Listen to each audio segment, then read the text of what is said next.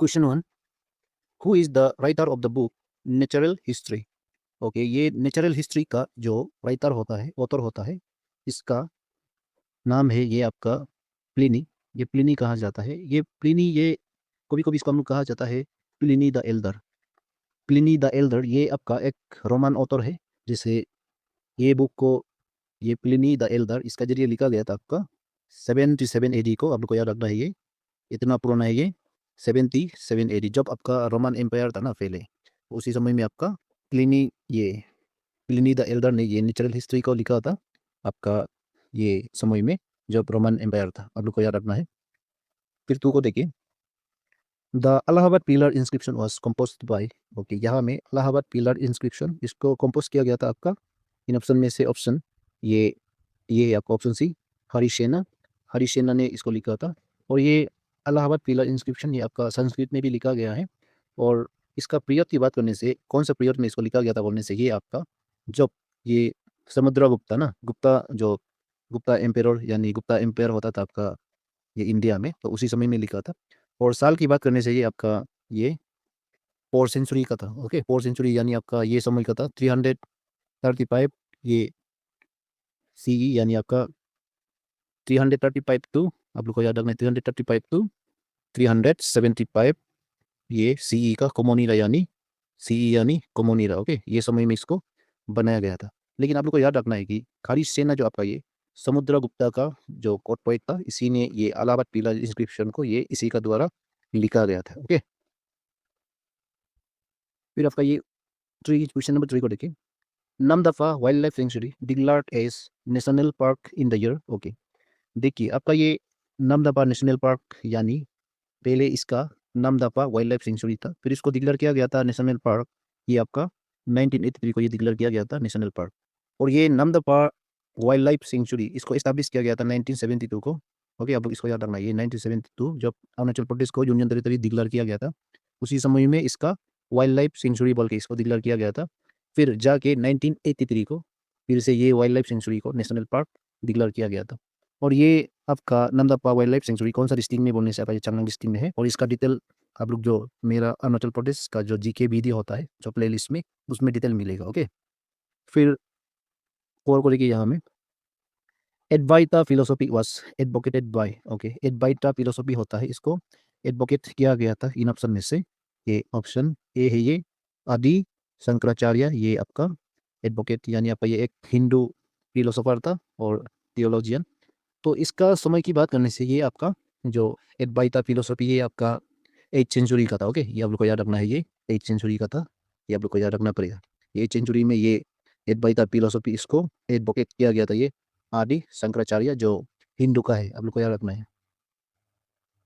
फिर क्वेश्चन 5 को देखिए, इसमें क्या बोल रहे हैं, question number 5, the Radhakrishnan commission was related to which of the following.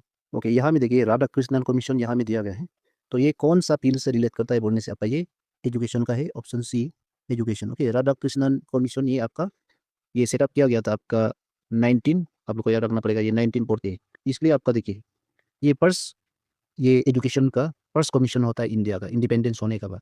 जब आपका 1947 में इंडिया जो इंडिपेंडेंस मिला था, उसका बाद जो फर्स्ट कमीशन फॉर्म किया गया वाला जो एजुकेशन को लेके, एजुकेशन सेक्टर में आपका कमीशन फॉर्म किया वाला फर्स्ट एजुकेशन कमीशन वाला है ये आपका राधा कृष्णन कमीशन।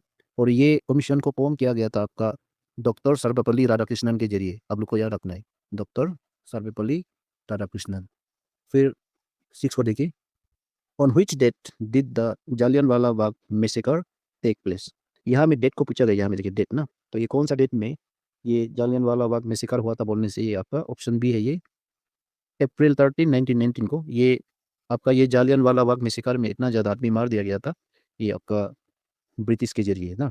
तो वो समय में आपका ब्रिटिश का जो जनरल वो था आपका जो आर्मी में, आर्मी का जनरल था आपका जनरल डायर। और आप लोग को ये याद रखना है कि जालियन वाला बाग मैसेकर एक्चुअली कौन सा स्टेट में, अभी प्रेजेंट डे की बात करने से ये आपका पंजाब में है, अमृतसर, यानी अमृतसर पंजाब में है, आप लोग को याद रखना है। फिर ये 7 को देखिए, question number 7, which is the highest mountain on the moon. Okay, इसमें देखिए आपका ये मून में जो हाईएस्ट माउंटेन को आपको यहाँ में पूछा गया है, जो मून का हाईएस्ट माउंटेन है इन ऑप्शन में से ऑप्शन ये ए, ये होगा आपका माउंट हागिंस, मोन्स हागिंस कहा जाता है, ये आपका मून का हाईएस्ट माउंटेन है।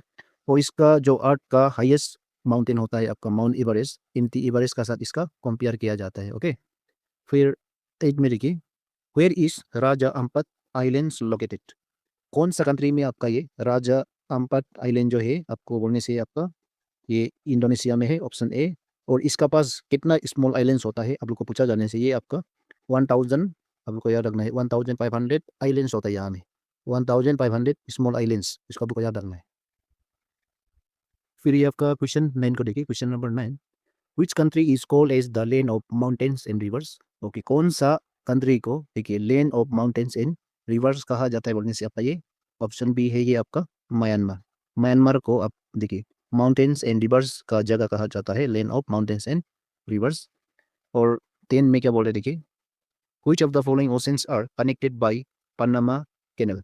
यहाँ में पनामा कैनल है, ये कौन सा दो ओशन को कनेक्ट किया जाता है बोलने से इन ऑप्शन में से आपका ये ऑप्शन सी होगा, ये Atlantic ocean and Pacific ocean. ये पनामा कैनल जो है, पनामा कैनल आपका 82 किलोमीटर का होता है, इसको आपको याद रखना है, ये 82 किलोमीटर को। और ये कैनल जो है सेपरेट किया जाता है आपका south America and north America को सेपरेट किया जाता है, आप लोग को याद रखना है।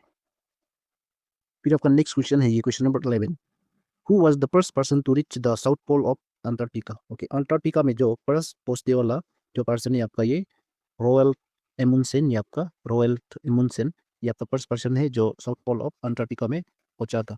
ये कौन सा ईयर में उधर गया था बोलने से आपका ये 14 दिसंबर, आपको याद रखना है डेट को, 14 दिसंबर ये 1911 को उधर गया था। ओके, ये आपका साउथ पोल में, साउथ पोल ऑफ अंटार्कटिका ये 1911 को। और देखिए रॉयल एमुंडसेन ये कौन सा कंट्री का है बोलने से आपका ये आप लोग को याद रखना है, ये आपका नॉर्वे का था। ओके, इसको हम लोग नॉर्वेगियन कहा जाता है ना, नॉर्वे कंट्री का आदमी को हम लोग नॉर्वेगियन कहा जाता है, ये नॉर्वे कंट्री का था ये आपका रॉयल एमुंडसेन, आप लोग को याद रखना है। फिर ये आपका 12 को देखिए, the city of Paris in France is located on? यहाँ में आप सबको मालूम है ये पेरिस जो क्या है आपका फ्रांस का कैपिटल है, कैपिटल सिटी है। और ये कौन सा रिवर का सामने में है बोलने से आपका ये ऑप्शन ए है, ये सीने रिवर, सीने रिवर का सामने में है ये। फिर आपका नेक्स्ट क्वेश्चन है ये 113 को लेके, यहाँ में क्या बोल रहे हैं, question number 13, which state of India has the longest coastline? इसमें देखिए आपका इंडिया का लॉन्गेस्ट कोस्ट लाइन होता है कौन सा स्टेट में बोलने से आपका ये गुजरात का होगा, ये ऑप्शन सी गुजरात। इसका जो ये कोस्ट लाइन का टोटल लेंथ होता है ये आपका 2000, आप लोग को ये याद रखना है 2300 ये 40 किलोमीटर होता है, 2340 किलोमीटर, इतना ज़्यादा लंबा होता है ये। और ये बारबेली सुनिए, ये कहाँ से कहाँ तक है देखिए, ये एक होता है ये gulf of Poonch. Okay, gulf of Poonch से लेके आपका गल्फ ऑफ कम्बत कहा जाता है ना, गल्फ ऑफ कम्बत, ये दोनों का बीच में है, इसका टोटल लेंथ है आपका 2340 किलोमीटर, आप लोग को याद रखना है। फिर 14 में, where is the headquarters of the east coast railway zone situated? Railway का देखिए, रेलवे जोन का ईस्ट कोस्ट जो होता है इसका हेडक्वार्टर आपका इन ऑप्शन में से आपका ये ऑप्शन डी है भुवनेश्वर। भुवनेश्वर आपका ये state capital of Orissa, Orissa में। एक्चुअली देखिए इसका मेन एडमिनिस्ट्रेटिव बिल्डिंग होता है वो कहाँ पे है, उसको हम लोग कहा जाता है मेन एडमिनिस्ट्रेटिव बिल्डिंग को रेल सदन कहा जाता है, रेल सदन। ये आपका चंद्रशेखरपुर एरिया है, एक पर्टिकुलर एरिया है चंद्रशेखरपुर एरिया, उसमें लोकेटेड है इसका जो मेन एडमिनिस्ट्रेटिव बिल्डिंग आपका भुवनेश्वर उड़ीसा में, आप लोग याद रखना है। फिर ये 15 में लेके, when is international biodiversity day observe? देखिए इंटरनेशनल बायोडाइवर्सिटी डे को वर्ल्ड में ऑब्जर्व किया जाता है ये ऑप्शन बी मई 22 को, हर साल ये ऑब्जर्व किया जाता है मई 22, याद रखिए। फिर क्वेश्चन 16 को देखिए, इसमें क्या बोल रहे हैं, the simile fall tiger reserve is situated in the state of? Okay देखिए ये सिमिली फॉल टाइगर रिजर्व जो है कौन सा स्टेट में, तो इसका राइट ऑप्शन है ये उड़ीसा, ऑप्शन ए ये उड़ीसा होगा। और ये डिस्ट्रिक्ट की बात किया जाने से आपका उड़ीसा में आपका ये मयूरभंज डिस्ट्रिक्ट होता है उड़ीसा का, मयूरभंज डिस्ट्रिक्ट में ये देखने को मिलेगा। ओके, फिर ये 17 में देखिए 17, where is the headquarters of the Indian council of forestry of research and education located? Okay, देखिए Indian council of forest of research and education, इसका हेडक्वार्टर को हम लोग को पूछा गया है, ये आपका देहरादून में है, देहरादून आपका यानी उत्तराखंड में है, उत्तराखंड, आप लोग को याद रखना है। और फिर ये आपका ये हेडक्वार्टर को इस्टेब्लिश किया गया था आपका 1986 को ये इंडिया में इस्टेब्लिश किया गया था। फिर आपका 1991 में इसका ऑटोनॉमी यानी आपका ऑटोनोमस काउंसिल डिक्लेयर किया गया था, जो इंडिपेंडेंट बॉडी। ओके, फिर ये क्वेश्चन 18 को देखिए, इसमें क्या बोल रहे हैं, how many official languages are there in the 8th schedule of Indian constitution at present. Presently हम लोग बात करने से, ये जो आपका करेंट समय की बात करने से, करेंट सिचुएशन की बात करने से, 8th शेड्यूल का अंदर में जो इंडियन कॉन्स्टिट्यूशन होता है उसका अंदर में कितना ऑफिशियल लैंग्वेजेस है बोलने से आपका ये इन ऑप्शन में से ऑप्शन सी है, ये 22 ऑफिशियल लैंग्वेजेस होता है आपका इंडिया में। इंडियन कॉन्स्टिट्यूंसी ये आपका ये इंडियन कॉन्स्टिट्यूशन आपका ये 8th शेड्यूल में लिस्ट किया होगा। और ये लिस्ट किया जाता है आपका, यहाँ में आर्टिकल भी यूज किया जाता है। कौन सा आर्टिकल बोलने से, ये तो आपका शेड्यूल दिया है ना 8th शेड्यूल, लेकिन आर्टिकल्स बोलने से आपका यहाँ में जो 344 होता है, आप लोग को याद रखना है 344 आर्टिकल, यानी 344 जो ब्रैकेट के अंदर में 1 होगा ये आर्टिकल होगा। फिर आपका 351, ये दो आर्टिकल को इस ये लैंग्वेज में यूज किया जाता है ऑफिशियल लैंग्वेजेस में। ओके, ये दो आर्टिकल का आप लोग याद रखना है। और कौन कौन सा 22 लैंग्वेजेस से बोलने से आपका आसामीज होता है, बंगाली होता है, बोडो होता है, डोगरी होता है, गुजराती होता है, हिंदी होता है, कन्नड़ा होता है, कश्मीरी होता है, कोंकणी होता है, मैथिली, मलयालम, मणिपुरी, मराठी, नेपाली, ओडिया, पंजाबी, संस्कृत, संताली, सिंधी, तमिल, तेलुगु, उर्दू, ये सब आपका इंडिया का ऑफिशियल लैंग्वेजेस एक्सेप्ट किया वाला है, आप लोग को याद रखना है।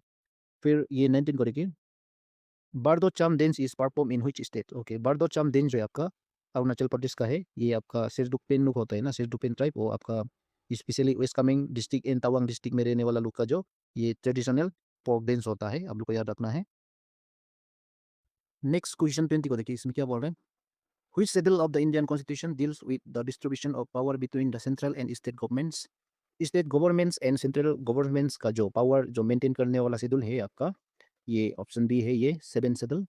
और इसका आर्टिकल जिसमें मेंशन किया गया है ये पावर शेयरिंग सिस्टम, ये शेड्यूल की बात करने से ये आपका 7 शेड्यूल है। लेकिन आर्टिकल होगा तो ये आपका इंडियन कॉन्स्टिट्यूशन का जो आर्टिकल होता है ये 246 होता है, आप लोग को ये याद रखना पड़ेगा। फिर 21 में देखिए, how many subjects are listed in the concurrent list of the Indian constitution. Indian constitution का जो कॉन्करेंट लिस्ट होता है ये 52 आइटम्स होता है। और ये भी शेड्यूल की बात करने से 7 शेड्यूल है, और आर्टिकल भी आपका यहाँ में 246 ही है। ओके, आप लोग को याद रखना पड़ेगा।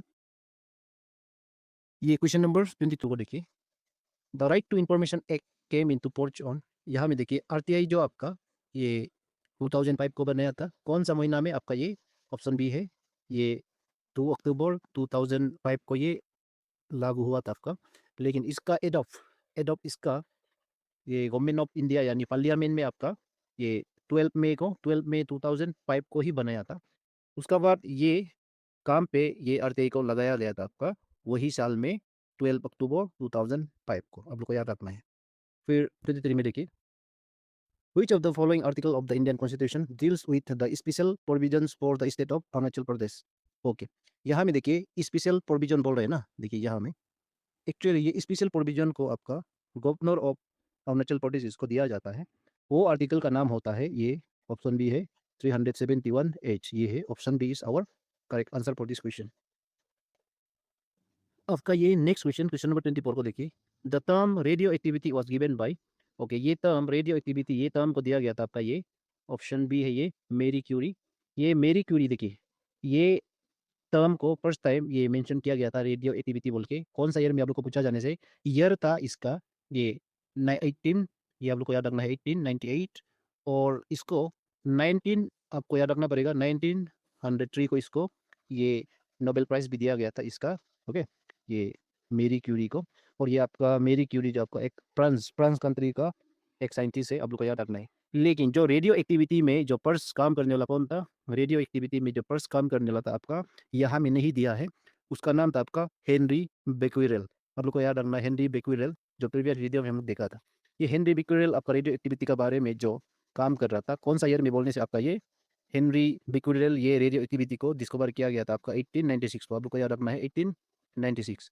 और 1898 को जाके ये मेरी क्यूरी ने इसका नाम रेडियो एक्टिविटी दिया था आपका। ये देखिए 19 यहाँ में दिया है ना, 1898 आने से पहले आपका रेडियो एक्टिविटी का कोई नाम नहीं था, जस्ट एक वेब था। ओके, जब बेक्वेरेल हेनरी बेक्वेरेल ने इसको डिस्कवर किया गया था उसमें रेडियो एक्टिविटी ये नाम नहीं दिया था। इसका मतलब है 1898 में मेरी क्यूरी ने आपका ये रेडियो एक्टिविटी का नाम फर्स्ट ये कोइन किया गया है। और देखिए हम ये बता रहे हैं कि हेनरी बेक्वेरेल ने ये रेडियो एक्टिविटी को डिस्कवर किया था बोल रहा है, सही है। और ये कौन सा कंट्री का है बोलने से, ये आपका हेनरी बेक्वेरेल भी आपका फ्रांस कंट्री का है, आप लोग को याद रखना है। मेरी क्वेरी एंड हेनरी बेक्वेरेल, ये दोनों दो साइंटिस्ट है जो फ्रांस का, याद रखिए। फिर 25 में देखिए, who is known as the father of botany, botany का जो फादर होता है, ये इन ऑप्शन में से ऑप्शन सी है, ये Theophrastus, Theophrastus is the father of botany, आप लोग को याद रखना पड़ेगा।